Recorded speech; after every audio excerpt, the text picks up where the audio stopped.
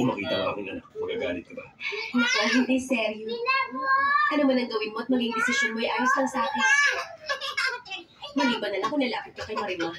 Ay, hindi ko alam kung bakit naisipan ni Marimar na ayusin pati ang simbahan para maging maayos ang simbahan, Padre. Dahil hindi po ang mga ko, kasama kayo sa listahan ng mga nangangailangan, Padre. Gusto nang paganda ng looban ko na sa simbahan.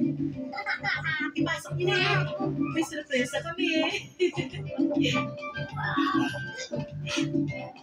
Napakaganda ng mga ito, anak. Natutuwa sa iyo ang Panginoon sa ginawa mo. Pero nag-aalala lang talaga ako sa patuloy mong paggastos. Nagsisimula pa lamang po ako, Padre Boris. Mauubos ang lahat ng yan, Iha. Wala akong pakialam. Pagagandahin ko ang lugar na ito na mahal ko.